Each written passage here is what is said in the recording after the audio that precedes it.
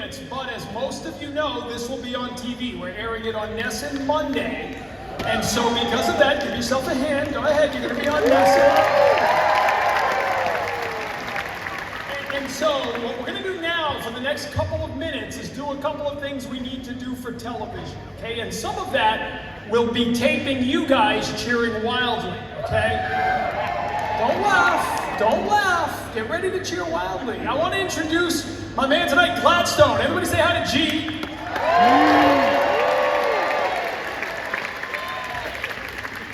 Just like everybody else who works at Nesson, G is my boss, okay? And tonight, he's your boss too. He's literally going to tell you what to do, like when to cheer, when to stop. You guys ready to test it out? Don't look at me, look at him.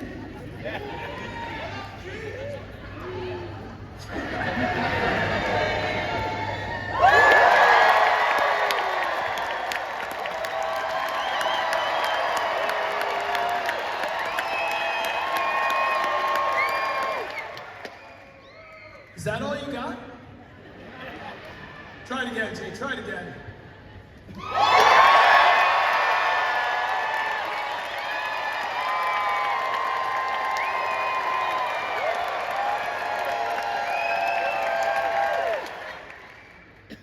That's the Springfield I know. Come on now.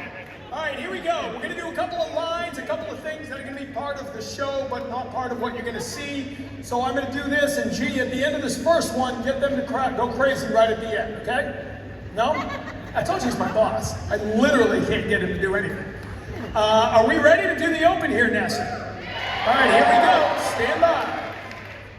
After 2 years apart, we gather once again to welcome a new baseball season together. We'll introduce some new faces, reminisce with some old favorites, and have a conversation with Red Sox leadership about the state of the team. From Springfield, Massachusetts, Red Sox Town Hall starts now.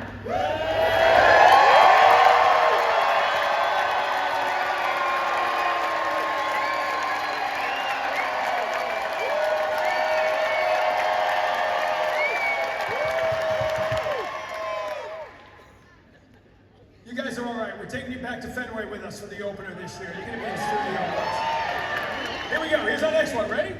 Still to come. That's literally it. Somebody wrote that for me. How great is that?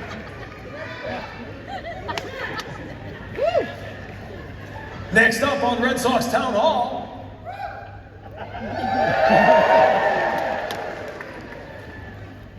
Just hope you appreciate that I did one take on each of these. All right, give yourselves a hand. That was great. We're going to dim the lights. We're going to come back in a couple of moments and get this party started. You guys ready?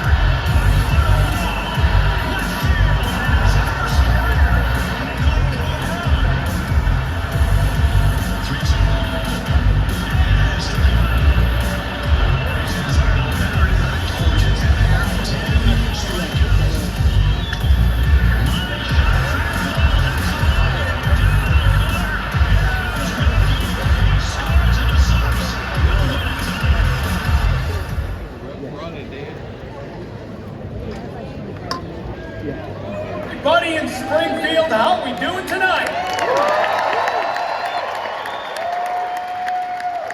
Welcome to Red Sox Winter Weekend 2023. We were last here 3 years ago. Anything happened since then? Been pretty quiet.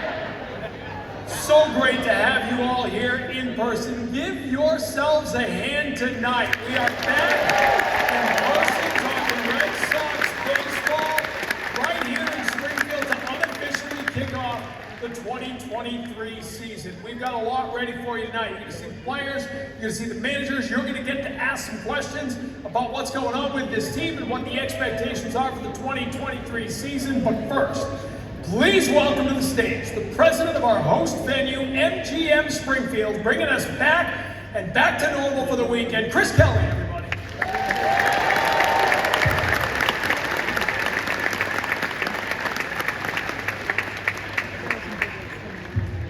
Thank you so much, my legendary friend. I'm just excited to be on Nesson right now, and I hope my dad is watching with all of you. Let me say this first, thank you so much for joining us on behalf of all of our team members at MGM Springfield. I am a lifelong Red Sox fan, like I know everyone in this building. Everybody's here for the weekend. We're going to preview some of the events on tap tomorrow. We're going to recognize some award winners. And when we wrap things up tonight, the Fan Fest in the adjacent hall opens up a lot of baseball activities for all of you. Tomorrow, more family fun at the Fun Fan Fest. 4 panels here in the arena, photographs, autographs, here at the Mass Mutual Center across the street as well. We'll be live from 10 to 2 tomorrow and then again tomorrow night. But it wouldn't be anything without the players, without the team. You guys ready to welcome up to the stage? Here we go, the 2023 Boston Red Sox. We begin with the man in charge, the man who knows how to win. He's won a World Series as a player, as the manager of the Red Sox. He's back, Alex Gordon.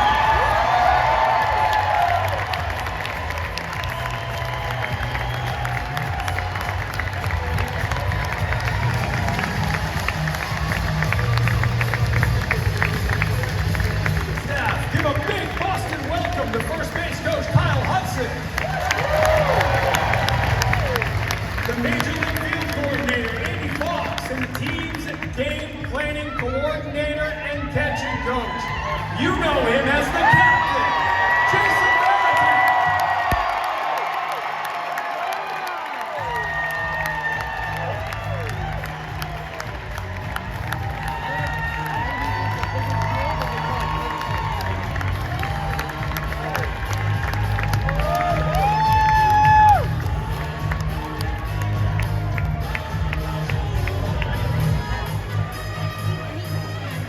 All right, now for the players. We begin behind the plate. The 2 backstops in split time. Please welcome Reese McGuire and Connor Wall.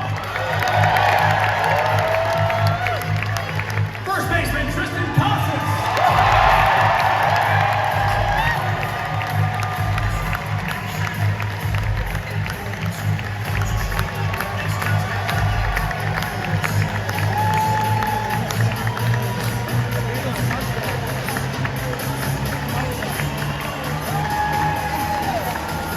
Make some noise, you're on speed. A pair of bullpen arms join the club in the offseason to help out the coming year. Say hello to Chris Martin and Joely Rodriguez. Next up, a couple of pitchers key to the Red Sox rotation. Welcome Nick Pivetta and Garrett Whitlock.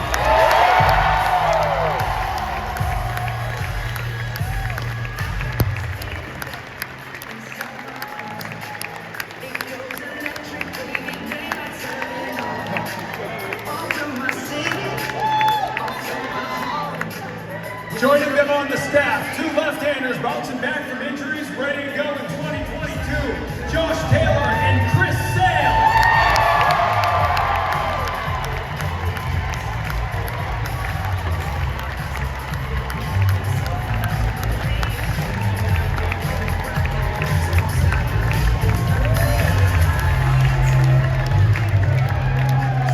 Next up, an exciting young right-hander got our attention and got the attention of Pedro Martinez. Please welcome Brian Bea.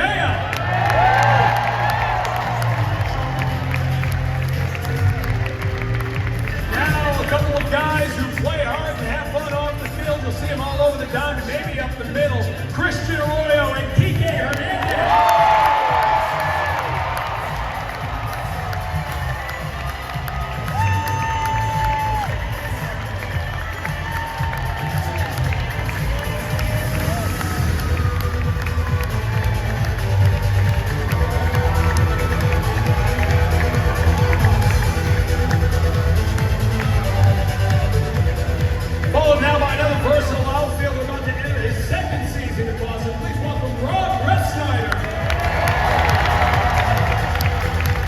Next up, an infielder, his first winter weekend, second year with the Red Sox. Hope to see him soon on the field. Please welcome Trevor Story.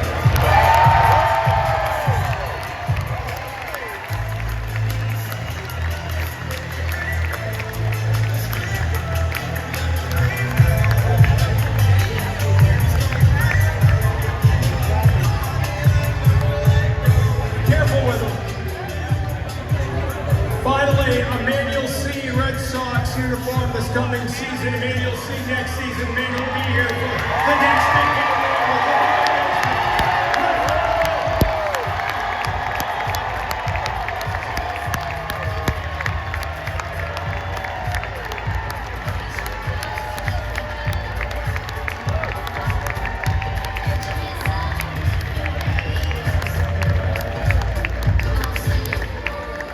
Ladies and gentlemen, the 2023 Boston Red Sox.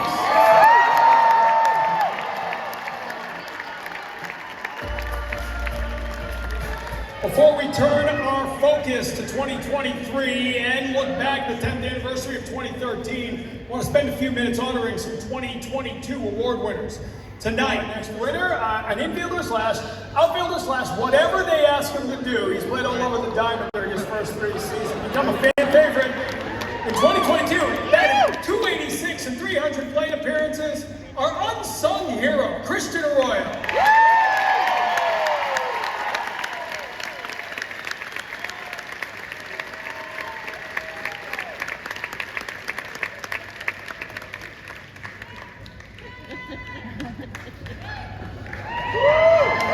Trying to get you to open up a little bit and talk about these fans. Like we said with Rob, certain guys come here and the way they play, the hustle they show, they become instant favorites. I feel it's been that way for you.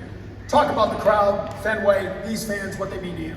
Yeah, I mean, when I got here, I kind of was a grinder, and I think that's what the city of Boston's about. You know, it's about grinding at bats, and that's what I try to do, and I'm going to keep doing that. Fenway Park, the environment, and I know you love playing there. Why? It's electric.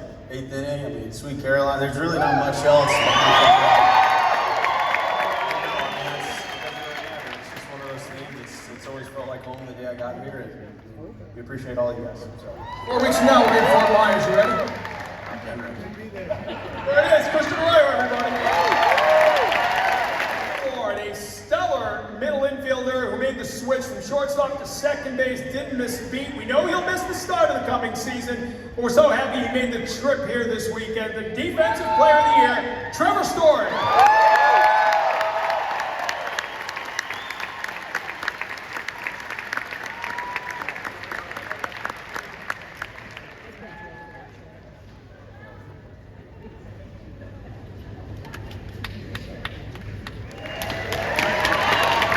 First and foremost, how you feeling? Feeling good, man. 11 days out of surgery, but all in all, feeling good. Probably could have gotten the hall pass and not shown up here. Why do you want to be here and be part of this? Well, yeah, I think it's important, to be around the guys, come represent the organization. Something that means a lot to me, and I know everything that Boston means to, the Red Sox means to this city and just all around the Northeast. So, just proud to be a part of the team. You got that first base for last year. What's it like being part of this, playing in Fenway, and how excited are you to get back out there? Yeah, it's special, man. I hate that I'm going to miss a little bit of the season, but as the offseason goes on, that's all you can really think about is getting back to Fenway. The most electric park in the whole MLB. Best fans in the world. So it's a great place to play, man. It's an honor to put on that jersey, and I think everyone, coaches, players, realize that every night. Appreciate it, man. Congratulations. Thank you. Trevor Story, everybody.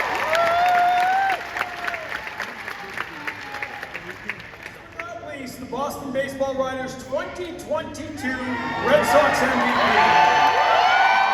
No surprise, just been a signing agreement and will anchor the team's lineup for years to come. Please welcome MVP Rafael Devlin.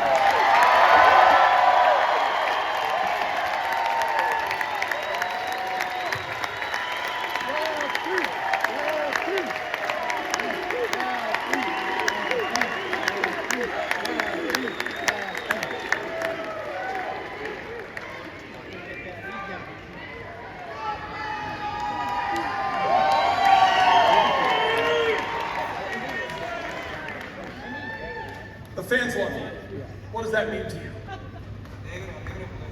Tanto que ellos se sacrifican por nosotros y van todos los del estadio, eso son motivaciones para cada pelotero que juega en esa ciudad. Yeah, you know, they mean the world. They support us each and every day, and yeah, just blessed to be a part of it. Those MVP chants?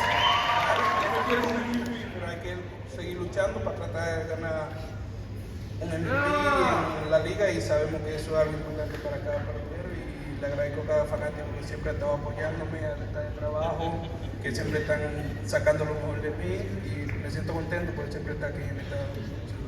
Yeah, of course, who doesn't want to win an MVP? You know, but we're going to keep working to see if we win a real MVP in the big leagues. And you know, the people behind me, the guys behind me, they help me out to get the job. You're at the point now where you're going from being a young player to being a little more of a veteran player. No?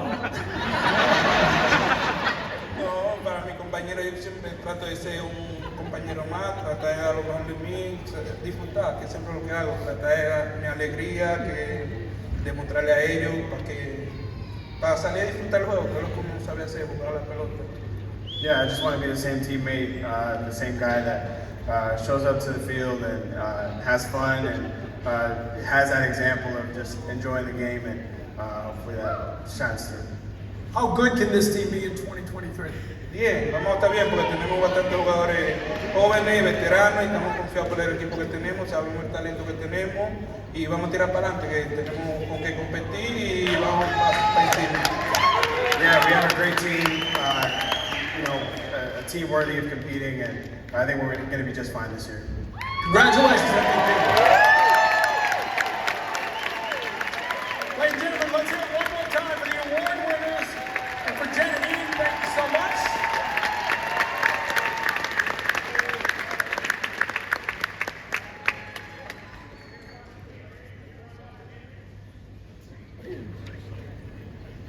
All right, one of the best parts of Winter Weekend, as you all know, the panel discussions that'll be going on here in the arena all day tomorrow, 10 a.m. We got a kids press conference that includes Chris Sale, Trevor Story, Nick Pavetta, Christian Arroyo, and Rob Refsnyder.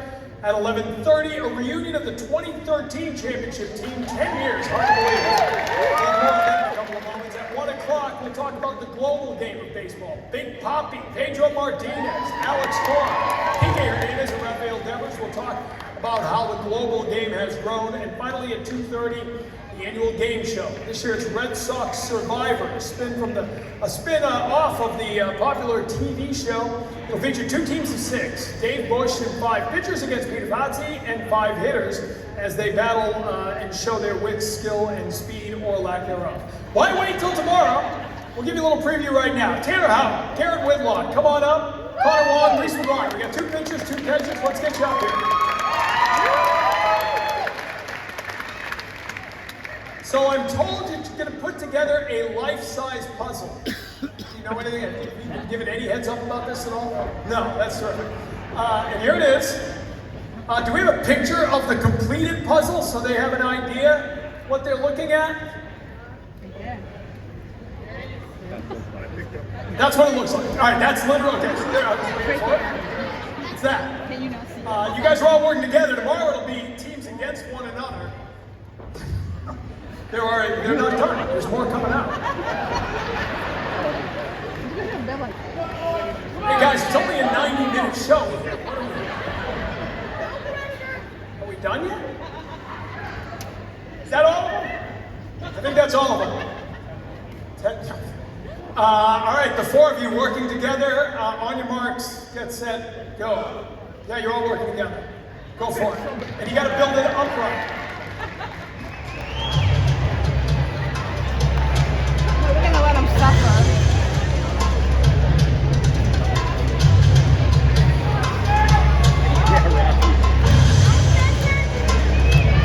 Someone's getting voted off the island in about 5 minutes here, that's all I know.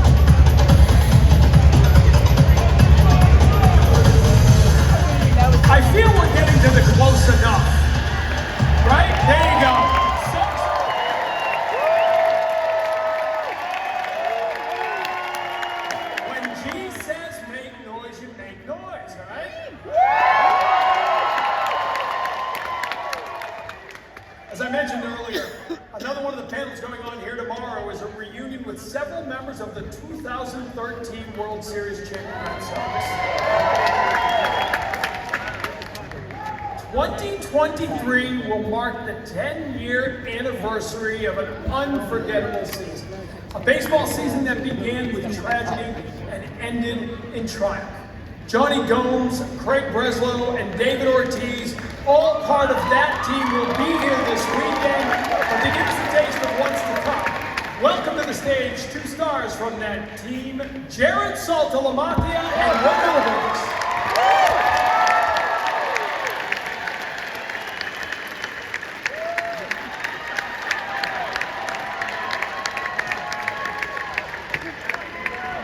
Now we know why they couldn't finish the puzzle. Salty had a piece on that. Welcome back to Boston, boys. A little colder here than Florida. All right, let me get that out of the way. Appreciate that. I can't believe it's been 10 years. It's crazy. I mean, just coming back to the city, I've been able to come back a lot of times since we won, but it still has that feeling, it still has that vibe, and talking to the guys that have played before me and talking to guys that played after me, there's no better feeling than walking into Fenway knowing that you got a shot at winning the whole thing. That team, not a lot of expectations coming into the season. Tell me about the confidence you guys had in the clubhouse. Well, it starts with that group of guys, right? Like every team has the same chances. You start the season 0-0. You look at this team this year, the Sox, and everyone's saying, oh, they're going to finish last, this and that, and expectations are low. It doesn't matter. Like none of that mattered. We were picked to finish last in our division that year. But the conversations that take place within that clubhouse, the camaraderie that happens, the relationships that are built that we still have to this day, you can't match that. So it's up to those guys in that clubhouse to create that. The tragedy in April, the Boston Marathon, you guys are getting ready and you're getting on the bus and you're heading out to Cleveland. You start hearing what happened. And how helpless was that feeling? Because you came back and did so much for that city, but for those next 3 days you weren't there. There's nothing you could do. Yeah, I mean, that was definitely the most scared I've ever been. And, I live right across the street, and just hearing some of the guys' families who lived right where the bombing happened. Me and Pedroia lived next to each other. We were talking every single day, and it was, you think of Petey, you don't think he's ever getting scared of anything. Only flying. Yeah, only flying. But no, it was one of those things, and what the city went through, and how they kind of rallied around us, and it really kind of, inspired us. But they grinded through it, and that's basically what our team was. We're just a bunch of grinders. You started the Boston Strong, the motto, the jersey you were hanging. Just sort of take us through how you and the team sort of realized you might be able to help this city. You might be able to help this team sort of make something more from a group of people who are scared out of their minds. Well, we know how important sports are in the city of Boston. We know it's the city of champions, and everything we do means something to you guys, and we take that to heart. So we know in the middle of that, in crisis and tragedy, we wanted to be an escape. We wanted to give you guys something to be happy about, something to look forward to when there's all this negativity through the news, walking down the street.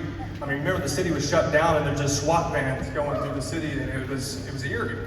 And Johnny Gomes and Knapp and Salty, all these guys rallying behind us and saying, look, let's be an outlet for these guys. We already planned on winning this thing, but let's spice it up a little bit more now. That Saturday, David takes the mic. I won't repeat it. Why not? Because this is you can. Yeah. I won't. This is on Nesson. It's always going to be a fun time, but just to go back to what he said, I mean, first day I showed up in Boston, getting traded over, it just felt like a family.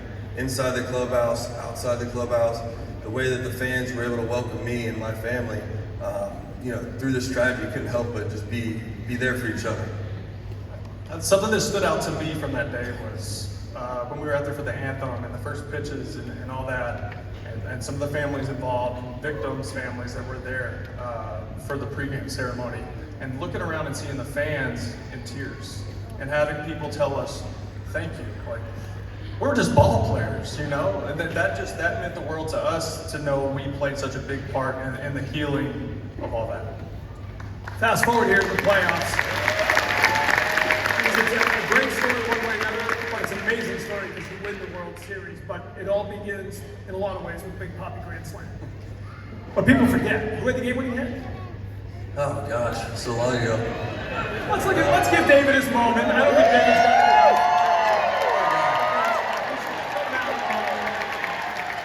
I want to say I was on third base for that. I had the best seat in the house, and I don't know if I've ever been speechless in my life. But I was sitting next to Ellsbury at the bottom of the steps when he came out for a curtain call, and we both looked at each other just like, this is the coolest thing ever. Salty, it just tied the game. Exactly. Someone has to win the game. Right. Yeah, I mean, that's fine. I'm willing to share the stage, you know? It's fine with me. I don't mind. I wasn't going to show him up and hit a homer. I was going to just do a little single, you know, and we had Iggy at short, which was my little brother, so, I love the guy to death, but I had to embarrass him on national TV. Maybe he let that through for you. No, I hit him. It was a missile. You did it. Missile.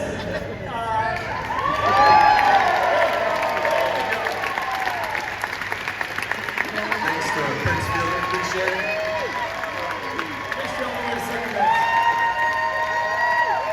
I didn't know what to do. I never had to celebrate like that before. I just kept running. Final day, we bring it back to Fenway Park at the end of the World Series. And I remember saying in 2004, it'll never feel like this again. But that day, because 95 years since you won a World Series at Fenway Park, and I think David was a rookie then. No, but it was. The place was electric. The city was electric, and as the game went on, the ballpark was shaking. Both of you. A few weeks ago, we talked about it, and Petey said, "Listen, man, out of all the teams that I've been on, all the winning teams, that one wasn't the most talented, wasn't the one that was, going to make it, but it's the most fun I ever had playing the game, and it was the best team I ever played with." I think in Boston it extends to the fans. Both of you talked about what the fans meant to you guys that season. Everything. Like I said, when I got here, it was family. I mean, not in the clubhouse, outside the clubhouse. To this day, I mean, you can go to any restaurant and run into somebody who remembers you. I mean, I was nobody. I'm still nobody, but people know who I am here, and it makes me feel.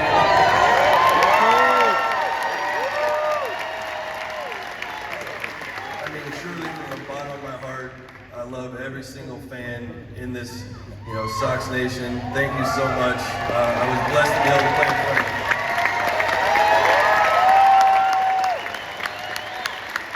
I don't know how to back that up, but just to say ditto, you nailed that. But I was lucky enough to be drafted by the Red Sox in 2007 out of high school, so I knew nothing different. This was normal. So when I left and went to play in other organizations, there was a void, and I was missing that feeling, that passion, the pressure to win. I missed that in other places, and that's what makes this place so special. You'll never be nobodies because you are Boston Red Sox World Series champions. Jared Salvo.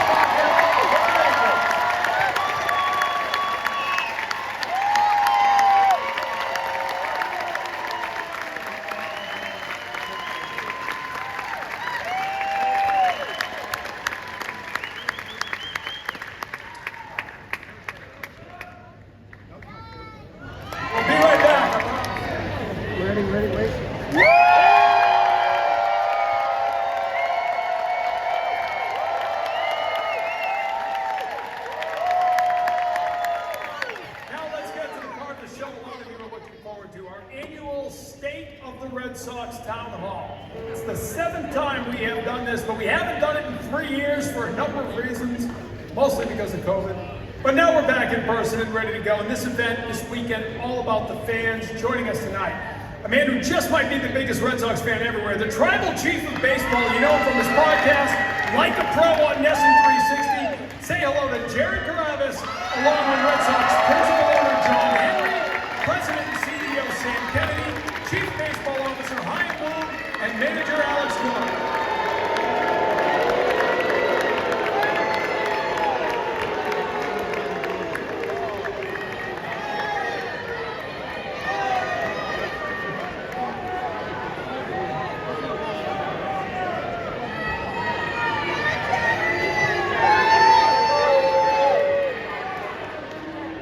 Are those boos for me? I feel like those boos might be for me. Okay. All right, guys, we're going to get through this, and we're going to get right at it. We haven't done this in a long time. And a lot has changed in the world, a lot has changed in baseball. One thing that hasn't changed is the baseball passion here in Red Sox Nation. John, Sam, you guys have brought 4 championships to this town, and as we stand here not long after the signing of Rafael Devers, you know there's some restlessness in Red Sox Nation. How do the two of you respond to that and alleviate the concerns of fans who say they're worried about the franchise? Well, we're restless too, TC, and we know it's been a hard off-season. Anytime you have a disappointing regular season like we did in 2022, we understand that people are restless. They're ready for us to get back to October baseball. That's the mission this year. And you know, you mentioned the 4 championships. Look, talk is cheap this time of year, but we have an incredible amount of confidence in Chaim Bloom and Alex Cora and the staff. The team is still coming together. We're really proud of what we've achieved over these 21 years, and we're going to keep investing in the Red Sox, into Fenway Park, and it's our job, it's our responsibility to bring another championship to these fans. John, when fans say they're concerned about the future and they question whether you are still as committed to winning as a franchise as maybe you once were, what do you say to that? I think that it's instructive what we just heard from the guys from 2013. They were a team that I think a lot of people didn't have a lot of faith in. We had a tough year, injuries, and just we didn't perform the way you would expect Red Sox teams to perform. But we've been there before. We've been up, we've been down. I expect great things in the future. Chaim, you're the man putting it together, those great things for the future. Let's talk a little bit about that. You said at the Rafael Devers press conference, you kind of said, I hope you're seeing, and I'm paraphrasing here, but the vision, the plan for the future. Kind of expand on that a little bit for fans. Yeah, look, I know there's been some ups and downs. There have. That's why I say what I said. Hold on. Let's talk about this a little bit. All right, let him talk. Let's talk about this. Let's talk about this. So the last time I was sitting up here. Last time I was sitting up here was 3 years ago.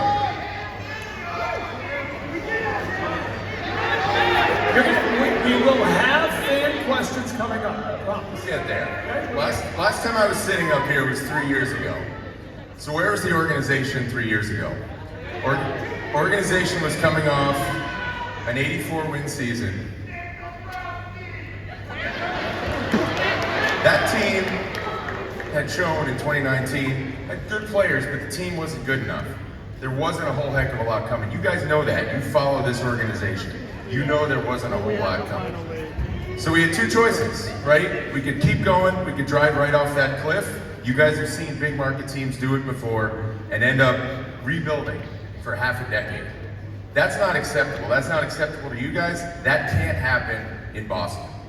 So what we had to do was find a way to turn that car around before we drove off the cliff. Now that's hard to do if you want to win at the same time. Now fortunately, we are blessed with great resources in this organization, always have been, have confidence that we always will be. So the question is, how do we get more young talent into the organization and still win at the same time? And that's what we were committed to doing, was building that foundation of young talent up at the same time as we used those resources in the here and now to try to give us a chance to win. So a lot of that we were going to have to do the old-fashioned way, right? Scout, sign, develop. We also had to think about some other things. And so the reason I say this is because you asked about the vision that I was talking about with Rafi. And this is why I think it's really important to make this contrast. Because at that time 3 years ago, everybody knows it, we had a similar choice 1 year away from free agency with a superstar player. And we didn't sign him. And I want to explain why, because it relates to where we're going. We didn't sign him because when you make those bets, they're big bets. And those bets, hang with me here. Those bets usually, now y'all know it, you guys are smart. Those bets are much better up front and on the back end. We know that, every team knows that when they're making those bets. But if you want to make that type of bet, you better be ready to back it up. You better be ready to surround that bet with a whole lot of talent, a whole lot of young talent, or you're not going to win. And you see it all the time in this game. You see it all the time. And I don't think anybody would disagree where the organization was. We just weren't ready to back up that bet. We weren't ready to back it up. We had to get young talent back in the organization. So we made the move that we made. We made the move that we made with Mookie. And we got Alex Verdugo. And we took all the resources that the organization provides us.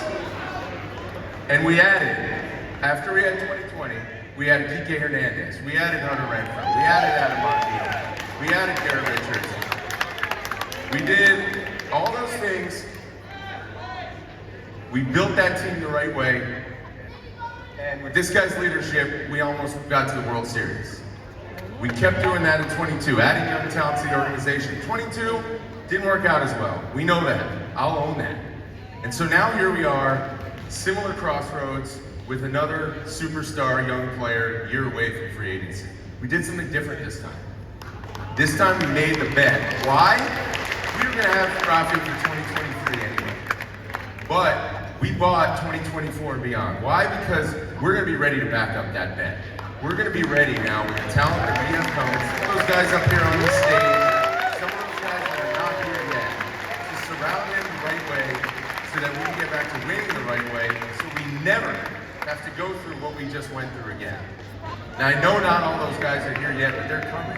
We made that bet because as an organization, we're going to be ready to back it up. AC, you're the man who has to put that together. Denver is now locked up for a long time to come. We talk about that vision.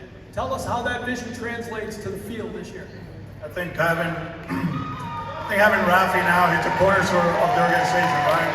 He's the face of the franchise, and like Heim said, you start looking at our team, and I know a lot of people out there, they don't feel we're good. I feel different. You got Casas at first, who's only 23 years old. Dominates the strike zone. We got Christian Arroyo at second base, Kike Hernandez at shortstop, Yoshida in left field, Alex in right field. Obviously the pitching, we got a bunch of veterans that we feel they're going to do the job as, giving us 5 or 6 innings, and then the bullpen is going to be better. But I think, we had this feeling a week ago, right? Trevor gets hurt, and the sky is falling, and we don't see that he's going to be bright. 2 days later, we get Rafi. I know everybody loved that move here. So I know it's been hard the last 3 years. Actually, 21 was cool, but it wasn't great, right? Because we play for championships, right? So if we don't win it, it's not a successful season. That's the way you guys see it. That's the way we see it. But I do feel going into this season, seeing Bello in the rotation, if everything goes well. You start looking at the guys that are coming up in a few years. We're in a much better place than in 2020 because of what we've done in the minor leagues. I think player development has done an amazing job getting the players and getting them to what we're trying to accomplish. And just like when Petey was here, when Jacoby was here, when all the kids came up and helped us win championships, we're going to accomplish that, led by Heim, and obviously, we're not the ownership group. So that's where we're at. That's how I feel we're going. And as always, thank you for your support. All right, Jared, we're asking the tough questions. What's been the burning question in your mind? Yeah, so I was backstage earlier, saw all the players come out, and I noticed that there was a name that wasn't called. Xander Bogaerts. We all love Xander Bogaerts. With the end result, with how everything played out, having the benefit of hindsight, what would you have done differently? Knowing how it ended up, knowing that he was originally called the top priority of the offseason, but he's not here. How would you have done it differently? Thanks, Jared, for the question. Look, first and foremost, we all loved Xander Bogaerts. We love Xander for what he did for the organization. He's a world champion with the Red Sox 2013, 2018. Means a ton to our franchise. In our 21 years here, you know, TC, you mentioned the track record of success and building sustained success. We've had periods where we've matched up on long-term deals with guys to stay with the organization, whether that was David, whether that was Dustin Pedroia, or whether that was Rafi Devers. Unfortunately, there were some times where we didn't match up, whether it was Pedro Martinez, Johnny Damon, Jacoby Ellsbury, or our beloved Xander Bogaerts. Running a sports franchise, I think Chaim and John would probably agree, the hardest thing to do is when you have beloved players and you're not able to match up on a long-term contract or retain a player that is beloved by us, but more importantly, beloved by you all, by the fan base. And so we understand that, we understand it hurts, but we weren't able to match up on an agreement. We were with Rafi. We're moving forward, and we're going to bring more championships to this region. AC, you're the guy who has the closest relationship with the players out of any of us here, and you were very close to Xander Bogaerts. How difficult is it when the friendship side and the professional side don't go in the same way? How do you separate that? I think I explained it, you know, in a good way a few weeks ago, right? Like, yeah, it hurts, you know. We love the kid. He came up here. He helped us win championships. You know, he's one of the best players in the big leagues. But at the end, there's a business side of it. We understand that. You know, I played the game for 13 years, and like Sam said, you know, like you think about it, you know, this organization have done a lot of great things. There's other things that they've done, you know, to continue to be successful. At one point, Jacoby was gone. At one point, Pedro was gone. Nomar got traded, right? And I still remember that year just watching everything that went on with Nomar. And I can't even imagine how people reacted here when Nomar got traded. And then two months later, right, you guys broke the curse, right? So you have to, you know, understand that there's other 2019s out there. I'm actually very happy with Xander. I told him as a joke, and don't take it personal, please. Don't take it personal. I talked to Xander after he got the deal done. He thanked me for everything. He thanked everybody here for everything. And he's like, Alex, you know, it was like 11 years, man. And, you know, it's a business decision. It's nothing against you guys. We put a great offer in front of him, but 11 years are 11 years. Think about your kids, you know, like security for 11 years. Let me explain, you know, let me finish, okay? I'll do it right now. And I say, Xander, if I was your dad, and you have an offer of whatever we offer, and it was actually a good one, and you have 11 years, I will kill you if you don't get the 11 years, because it's about your security, your kids, your family, and he made a decision based on business and family. We still love Xander. He's a guy that we always gonna, I'm gonna be watching West Coast baseball when we're done with the Red Sox and we get a W. I'll be watching the Padres, I'll be watching the Twins, I'll be watching the Dodgers. You know what? Because those are our kids, Christian, Mookie, and all that. But one thing about this business, you gotta turn the page. And I hope you guys are ready to turn the page the way we're gonna do it, because we will win a championship. We will win a championship. This question is for John and Sam. This is something that I've come across a lot on Twitter and social media. Fans asking, because there is a portfolio here with different interests. Are the Red Sox still a top priority? Yeah, I mean, listen, we came together as Fenway Sports Group 2002. In that time, there's been one organization that's won 4 World Series championships in Boston, and that's been while a part of the Fenway Sports Group. John Henry, Tom Werner, our partnership has been as committed to their team, the Boston Red Sox, as any ownership group, period. But again, talk is cheap this time of year. We understand we had a disappointing season. These questions will come up. Are you committed? at a period of time when you finished last in the American League East. Those questions didn't come up in 2021 when we were 2 games from going to the World Series. So we recognize that, and it's our job to go out, compete in the American League East, and those questions will evaporate, I guarantee you. I want to ask you, and Chaim, maybe you start with this. There was a time when the club was reluctant to give big money to long-term deals, pitchers in their 30s, then they got backed off that with Price and Sale. Is that a shifting thing? Is there a simple philosophy that the player is X, Rafi, a younger player, you give him a long-term deal? Sort of take us inside, under the hood a little bit on how those decisions, who gets a long-term, who doesn't, and what the philosophy is. Yeah, I mean, look, it starts if you're talking about young players. I think one thing that we need to get this organization back to is being more aggressive locking up young players early in their careers. Now, not all of them are going to want to do it, right? They have individual decisions to make. Sometimes you agree, sometimes you don't. You know, for every extension you see out there in the big leagues, there's probably 5 players that got approached where it didn't line up. We were able to make a good start with that, getting back to that last year with Garrett. Hopefully it's something we'll be able to do more of. The organization has a history of that. And they're different kinds of bets. That doesn't mean you're not going to bet on players in their 30s if you think they're smart bets. It really starts with believing in the person, right? Believing not just in the talent on the field, but when you give somebody that type of security, or you're guaranteeing them that type of security deep into their careers, is a contract going to change a player? You have to believe that the player's motivation comes from something other than money. Those are the guys you bet on. And we believe that, and we like the talent. We're going to be aggressive trying to lock those players up. Let time cook indeed. Speaking of that, obviously Xander is plan A. Trevor's story, his injury, the surgery. So now, how frustrating is it to have a plan in place and have it sort of unravel and it's the next level?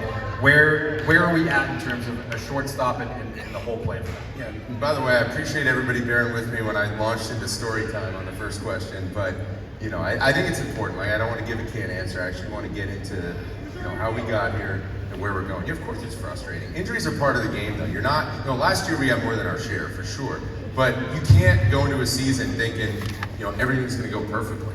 You do need luck on your side to get where you want to go, but you can't plan on that. So you have to have contingency plans. That's part of why we were aggressive with Kike when we were over the summer, because we looked, you know, we were talking during the season and just thinking, looking ahead to 2023, saying, we got to get this guy locked up, get him part of this now, because different things can happen. Now, obviously, you know, what happened with Trevor, it stinks. We're going to miss him when he's not there, but it's part of the game. People are going to have to step up. We're going to need to do our jobs between now and opening day to continue to fill out this roster so that we have guys that can contribute and we can be in a good spot when he gets back. My manager, Alex Cora, AC, my guy, a baseball guy through and through. Let me tell you something about Alex Cora, one of the smartest baseball guys ever. And he talks about, oh, maybe I'll watch I know you're gonna watch them. He's always, I'm up until 2:30 in the morning. He's texting me watching these out of town games, so I know that you're doing that. For your baseball mind, how soon does it get going on the next season? Because right now, if you were to give Chaim some truth serum, he would probably tell you the roster is not done yet. So when do you know when you're going to start looking at different lineup combinations? When does that start for you? I mean, we actually, you know, in the situation we were in last year, the month of September, I know we went out there and we competed. You know, we did our best with the talent we had, but 23 started in September last year. We had a meeting, me and Chaim, and you know, sometimes you have to struggle to understand that you're not perfect. You know, we just had a meeting with our people in the organization, and there's no perfect team, there's no perfect organization, but you can always work to be the best out there. And Chaim did an outstanding job just talking to the veterans of the team, talking to the rookies of the team, like what we need, where we at, you know, what happened this year. What can we do better, from nutrition to the weight room to travel and all that stuff. So instead of just like look at the season and just, okay, we just got to show up in September and play our games and we know where we're going to finish, I think we got a jump start and it helped us in a lot of aspects, you know. And I do believe where we at right now, obviously there's some moving parts still, but we got versatility, you know, the Kike deal, I think that was very important for us. You know, obviously Trevor gets hurt, but now you got Christian and you can move Refsnyder and you can move Doogie, and Yoshida he's gonna rake, by the way. He's really good, by the way. He can hit. But we're versatile enough now that stuff like this that just happened with Trevor, we can actually survive and have a really good team, a good defensive team, and just be ready for the season. As far as lineups and all that, I'm always playing with my phone and looking around and just comparing lineups and just, Yoshida leading off with Rafi behind him. Wow, the lefty thing, but still you put your two best hitters up there and we might be up 2-0 right away, Yoshida walks and Rafi hits a homer, it's 2-0 Sox, right? And then you start thinking about the rotation and you're up 2-0, you get to the fifth with Chris, and then you bring those big guys that we have now in the bullpen with Kenley finishing games, and we haven't had a closer in a while, and he knows how I love structuring the bullpen, and having Kenley now, it makes it a lot easier to finish games. And then you can pitch once in the 7, but you got Martin in the 8th. And I managed a game. I have managed a lot of games this season already, and we haven't started. But I think versatility and the guys that we have in the bullpen is going to help us a lot to win a lot of ball games.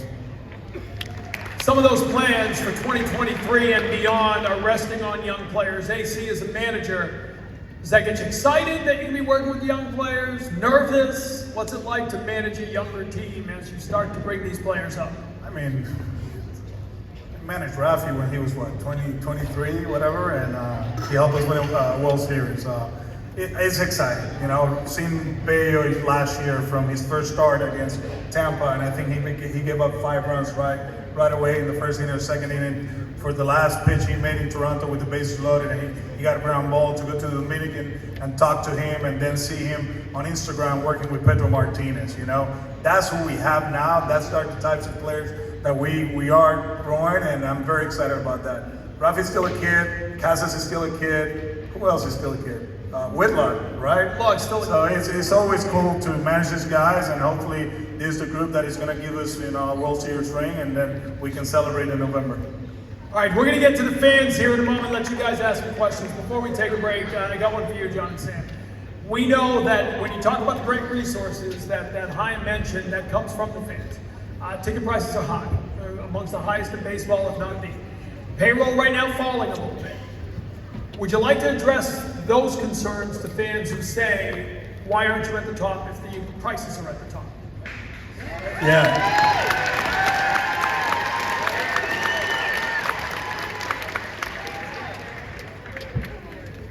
I think the most important thing I can say is that it's expensive to have baseball players, to have the best.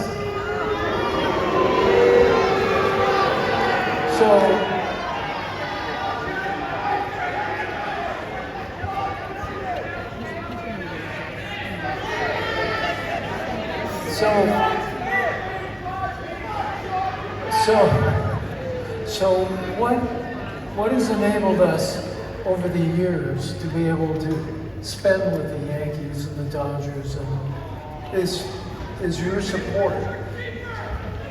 And that support is through ticket prices. It's watching this, but a lot of it for us is ticket.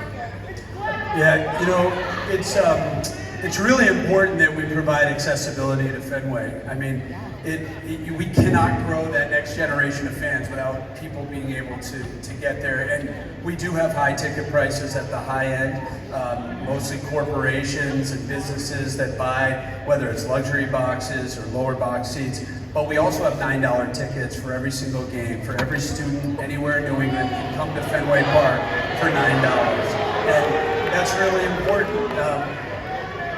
We have to make Fenway Park accessible. And it's critical that our fans know that the revenues that we generate go to 2 places. They go into player payroll, into the product on the field, and they go into Fenway Park, preserving, protecting, and enhancing Fenway Park. And we are very, very appreciative of the best fan base in all of baseball. And we understand why people are restless, and that's what makes this market great.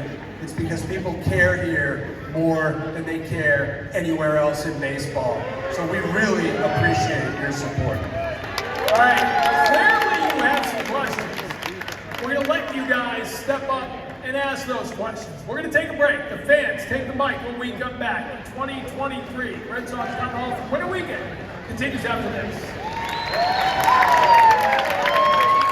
The question is, what is the process of free agency signings like? I mean, like, how does it? Just like communications with players. Yeah. Like, who do you get to contact them? Is there anything special about it? Yeah, it really depends on the guy. I think the way it usually goes, the beginning of the off season. So you until the World Series ends, till the day after the World Series, you can only talk to your own players. You can't express interest in any other team's players. So you spend that time basically saying, okay, it's 9 a.m. the day after the World Series ends, it's go time. And that's when you still can't talk money, but you can express interest in another team's player. So you spend that time saying, who are our first calls? Who do we really want to know that we're interested in? Because they know that, the agents know that. And we spend that time trying to whittle that down. So then you have 5 days where you can do that. And then after that, now you can really negotiate. So you kind of whittle it down at that point to say, who are we going to go after first? You know, who's plan A, who's plan B, what are we going to do this? And you start feeling agents out, players out to see who's reciprocating that interest. What do they want? How quickly do they want to make their decision? And you go from there. You have a pretty good idea of how you value players. You have a good idea of how you want the roster to come together. And you try to push it along and see, all right, we can talk to this agent. This guy wants to talk. He's going to let us on a Zoom call with the player. You know, sometimes, you know, we have situations where our players, and some of our players have been awesome about this off season. We try to keep them in the loop. We want to know, hey, what do you think of this guy? What do you think of that guy? And sometimes players will say, well, I know that guy. I can get that guy's number. I'm going to go recruit him for you. Say, okay, that's great. And that's happened a bunch of times this off season, and that helps also. When there's that mutual interest, player wants to come here, we want the player. Obviously, the players have agents to represent them, and we try to figure it out financially. But you're looking for the best fits to have the roster come together the way you want. From Agawam, Massachusetts. Place I should go visit probably soon. Pamela, I'll let you ask your question. The prospects of the minors look great. What are your plans to transition them into the majors? It's probably one we both could have some perspective. I mean, you already seen it. Look, we had to transition a few more of them to the majors in 22 than we wanted, and earlier than we wanted. And those guys took their lumps, especially on the pitching end. But they're all going to be better for it. If we're doing this the way we need to be doing it, there's not going to be, hey, some phases where there's young players and some phases where they're not. If we want to win every year, we always have to be integrating those guys. We always have to have those guys coming. And, you know, that's what you see. That's what the Red Sox have done over the last 20 years when they've been at the top of their game. So it really needs to be a continuous process. What helps us here is that, you know, Alex is so engaged in this, as much as any manager that I've worked with. We see these guys in spring training, right? They come over and, you know, they spend time filling in the back end of the game. So by the time they get to the big league staff already knows them. Alex already has a relationship with them. And we've actually done some things. Part of what we were talking about in September, some of those conversations with the players, is how do we make that transition better? Because some of the guys that came up this past year, we didn't get out of them what we wanted to get out of them. And we were looking at why. You know, some of it's just the game, some of it's a learning curve. Most players don't succeed right away. Some do, but most don't. But what are we doing to make sure the communication is spot on between Worcester and Boston so that players come in and it's seamless?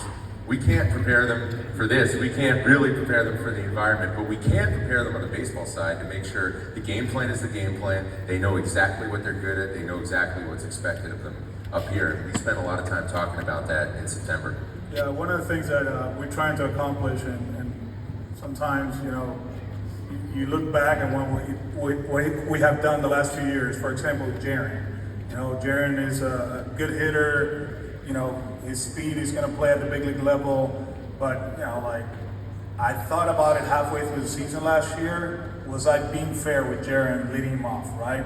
I mean, he's playing in Boston in the spotlight, 35,000 people rooting for them. And all of a sudden we look at this kid like he's going to be the savior of the franchise, right? And it doesn't work that way. And then all of a sudden I decided to hit him ninth, and offensively, he kind of like took off. So I think player development wise, we do an outstanding job, but there's still that, like, you know, like my brother always says, he's like, it's MLB.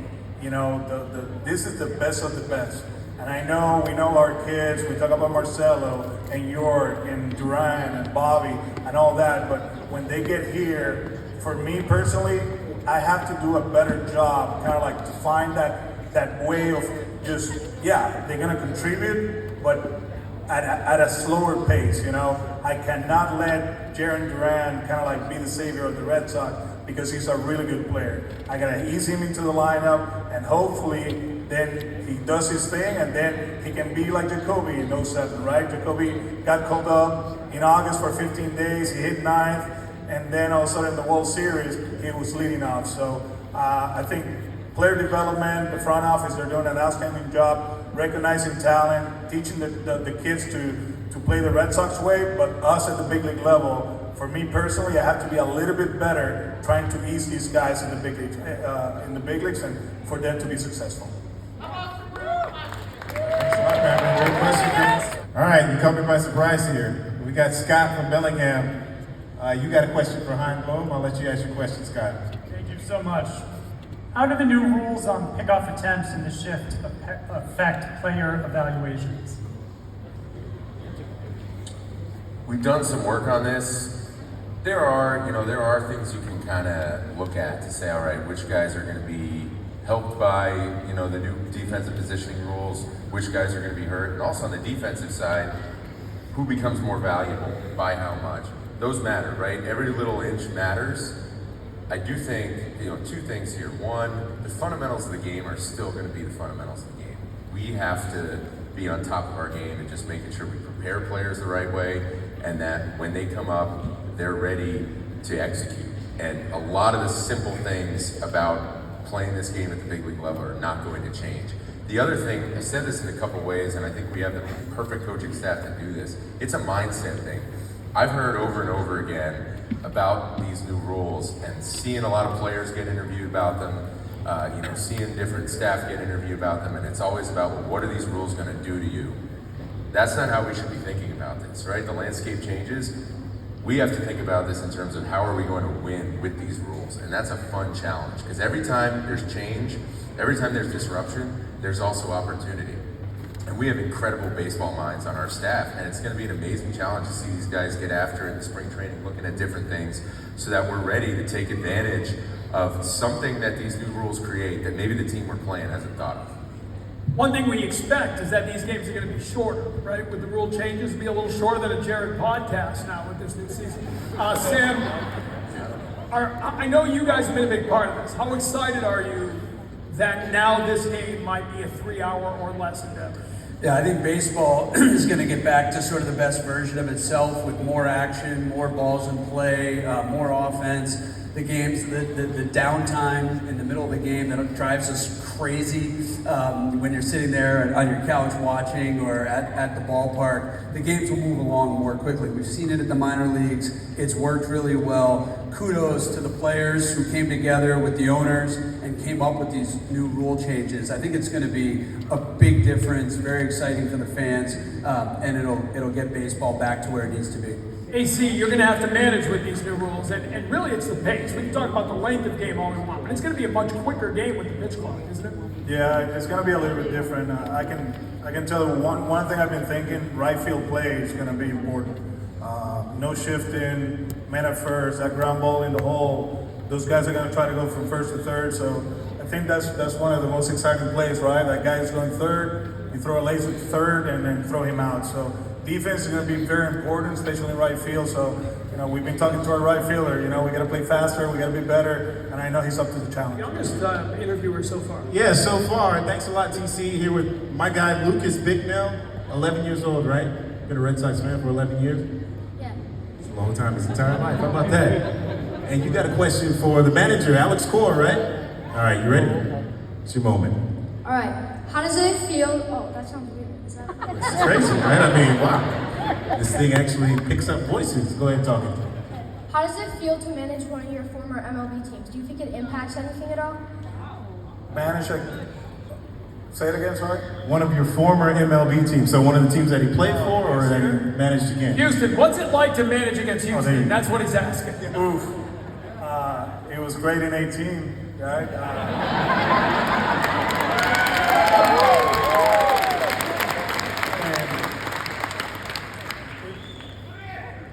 He was great in 18 twice, right? Houston and the Dodgers too. So yeah, I don't know. I think you know, I still have friends, right? Like I know Carlos Correa, you know, and I know Alex Bregman and those guys. But I think one thing for sure at 7:05, you know, is the Red Sox against the Astros, and I get paid to try to help this team to get W's, you know, and yeah, we can be friends off the field, but you know, when you go to Minute Maid Park or you go to Dodger Stadium, regardless of the people you're managing against, and you know, we have relationships, you know, I got a job to do, and my job is to beat the Dodgers, to beat the Astros, to beat the Yankees, to beat, you know, the Rays, the Orioles. That's what I'm here for. Try to put these kids in a position to be successful. Sometimes it's weird, right? Because at some point in my career, you were rooting for them or rooting for that team, but then, you know, you understand that we're the Red Sox, we're Boston, you know, and we have a job to do. So that's the way, the best I got way. Daniel Clark from Newton, Massachusetts, and Daniel's a ball player. What position you play? I'd play anywhere, really. Versatility's key. Looking for those guys. There you go. Side me.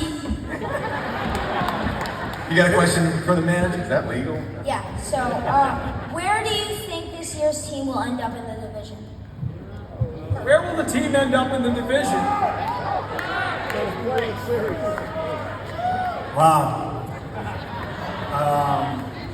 See, we're not the only ones who ask the tough questions around here, all right? The way I put it this year, and obviously the goal is to win the World Series, we got to do a better job this year of showing up and winning each game. In the sense that we got to play clean baseball, we got to play with energy, and try to win every series as possible. We do that, we're going to be in good shape. We play in the toughest division in baseball, but you know, you still got to play the season, right? It's 162, and hopefully we stay healthy, play good baseball, and then we'll talk in October and see where we are. I actually have a question, Han. We had a conversation about how difficult it has become now to make trades and to evaluate the market. Where's this team at right now in terms of like how far into the off season we are? Does how close we are to spring training make it that much more difficult to make a trade? I wouldn't necessarily say that. It's different every year. You know, some years, I mean, this year we've seen it, a lot of the early action was free agency. There haven't been that many trades yet. That may end up being the way it is up until opening day. It may not. You just gotta always be talking to 29 other clubs and always looking for those opportunities. You know, I think, like I said, I think there are a couple things more, whether they're big or small, that we would like to do. The important thing to me is having a roster that fits together the right way. So that, you know, in fairness, I'll own this, there were points in 22 when the whole was less than the sum of the parts because the roster didn't fit together the right way. And that made, it pushed Alex into some uncomfortable choices that we gotta make sure we cover things better. And it's not necessarily, hey, we need this star player. No, we just need the right option for the right spot in the game at the right position. And we didn't always have that at 22. So that's been a big part of how we thought about 1 through 26, is making sure that as much as possible, there's gonna be injuries, guys are gonna need to miss time, but that we reduce as much as possible the number of bad spots that we get caught in. And that's how you win those extra, you know, 1, 2, 3 games that are usually the difference between getting where you want to go. All right, Jemi's got help from a couple people. Yeah, that's right. I actually joked earlier about Jonathan coming all the way from Springfield, but my man right here has come a really long way. From Mizal, the Dominican Republic, 14-year-old Alexander Made, here with his little bro Elijah for some moral support as well. Alex has got a story, or a question, I should say, for Alex. In manager Alex Court. Go ahead, Alexander, ask him. Would it be easier to be from Dominican Republic? Would it be easier for me to be drafted from Dominican Republic or the USA?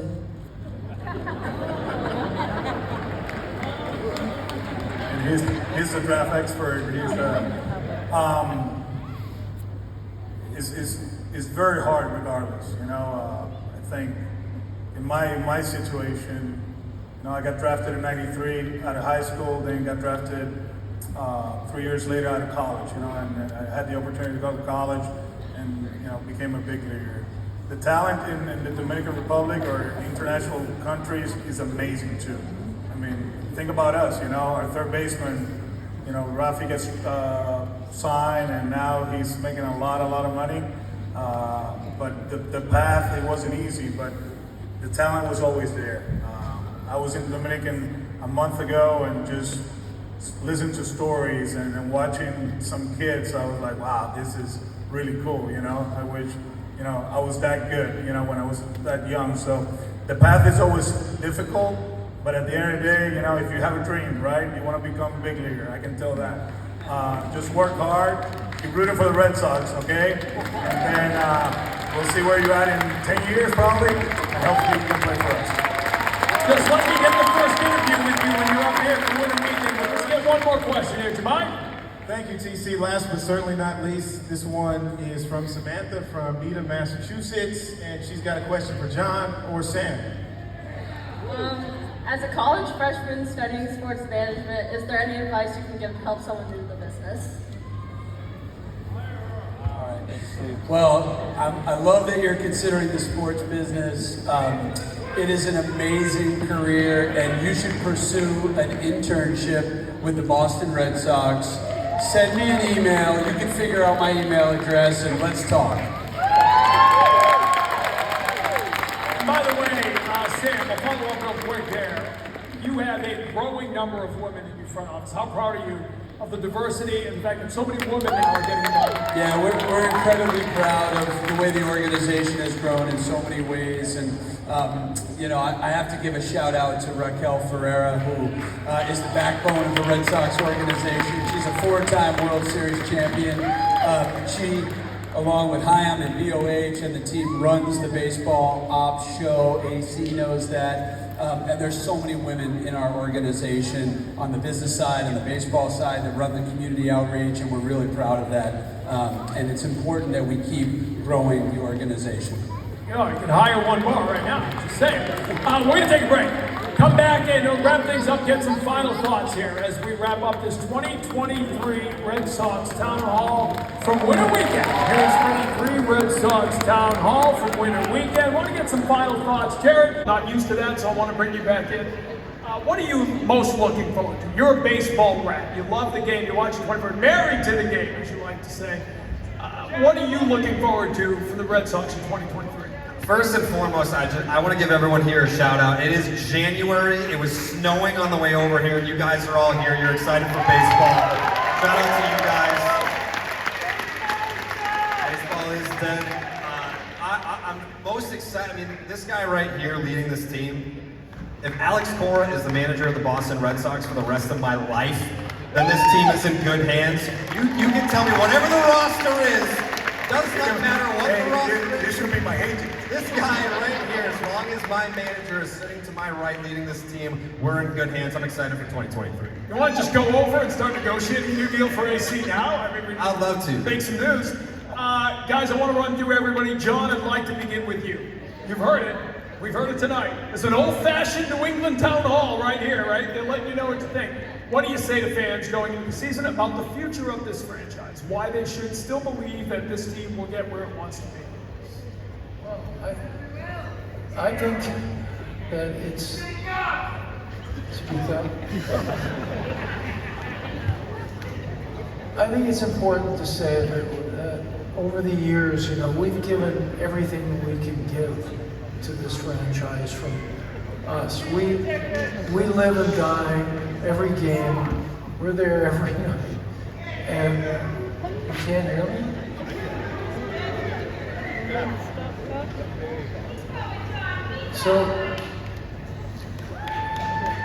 So look, I know last year was disappointing. We're going to have disappointing years. We've had quite a few. Often, those years have been disappointing because we were focused on what came next.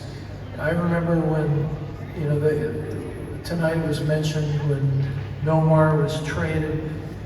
That night I got a call from Theo Epstein, and he said, you know, I feel like I'm the loneliest man in New England right now. And you have to make decisions. You have to let players go sometimes. That is very, very tough. It's the worst part of this game. But we have an economic system in baseball that really sucks.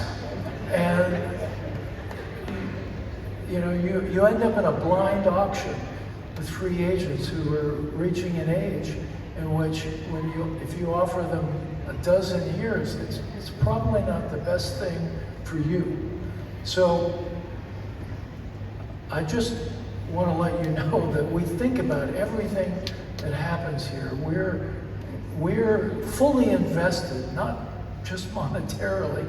We're fully invested in wanting to bring championships to New England. So I promise you, we're working for that. Look, I was blessed to grow up less than a mile from Fenway Park. It's the Red Sox are in my blood, in my DNA. We are hungry for more championships. We appreciate our fan base. We've had a chance to work other places. John's been in other markets. I've worked in other markets. Chaim, AC. There's nothing like winning in Boston. That's what we're here to do, and we're gonna get back to October baseball. And thank you for being here tonight. Thank you for the loyal support. You guys are the best fans in all of baseball, period. I didn't hear the final thought. Yeah, what do you say to fans, you know, why they should believe in what's coming next? Yeah, well, we have probably not just the best fans, but the smartest fans. They know who we have, and they live and die with us, the ups and the downs. One thing I can promise, every single thing that we do, everything that we do, is with that goal of having for you guys the juggernaut that you deserve.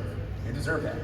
That you bring in every day, whether things are good or bad, and you deserve a team that has a real shot at the World Series every year, and that's what everything we do is geared to deliver. And this guy said something, we were actually having a meeting internally, and he said something that really resonated with me and I think is really important. It's how every single person in the organization, everybody I'm responsible for, how we go about our jobs, is that we can talk about everything we're trying to build and taking the long view. That's important. We have to do that. That's part of our jobs. But it only happens if we're bringing everything that we have every day, starting today. Starting today. We have to do that every day. It's not going to just happen. It happens because we bring it every day with whatever's on our plate that day, whether it's going to pay off that night in that night's game, or whether it's going to pay off, 10 years from now when Eddie Romero's running around the Dominican, getting one more look at Rafi Devers before giving him $1.5 million in 2013. If we do that and we bring it every day, we are going to get those results, but we have to put in that work every day. And the one thing I can promise you is everybody that I work with, we are doing that every single day with that goal in mind and giving you guys what you deserve. Hey, Steve, you get the final word. What do you say to the fans heading into this year, why they should believe in this team? Have fun this weekend, first of all, right? I mean, you got the players here, you guys are here, so, I mean, it's the Red Sox family, right? And there's a reason you guys are here. I know it's been difficult the last 12 months, but we're gonna bounce back. We're gonna be okay. We've done it before. But from my end, have fun tonight, have fun tomorrow, enjoy the players. They love being here. Be patient with them too. Don't follow them around too much, They got stuff to do. But this is a special day for us. Tomorrow's gonna be great. You know what? We're gonna work hard, like Chaim said. Special things that happened in this town before, right? If you go back to 13, I remember that team and what they did. And the two guys were here and they talk about it. And like I said, I'm not guaranteeing a World Series ring or whatever, but one thing that we're gonna do better this year, we're gonna play clean baseball, and we're gonna bust our butt every single night for you guys. So, see you at Fenway. Hang in there with us, and let's have a great Saturday tomorrow and enjoy the season. Thank you very much. Listen, I'll say one last thing. In 2004, my dad was in his 80s. I was in my 40s, I'm not old, and my son was 8. We all celebrated the first World Series championship for the Red Sox in our lifetimes. 3 generations. It hasn't been 86 years. It's been a little over 4. Let's have a little bit of patience, see what this team looks like coming together. I remember driving in April of 2013, opening day, listening to a guy on the radio said, this team stinks. Well, that team won the World Series. And I'm not predicting that this year, but there's some guys coming to town who've won championships and are new to this team. There's some guys coming to town who are pretty good ball players. AC said it to me the other day. This team's going to be better than you think. So have fun this weekend. Thanks for joining us. Thanks for making this the New England Town Hall it's supposed to be for all of us at Nesson. Thanks for watching. The 2013 celebration of the 10-year championship and the Town Hall for the coming 2023 season. Good night, everybody.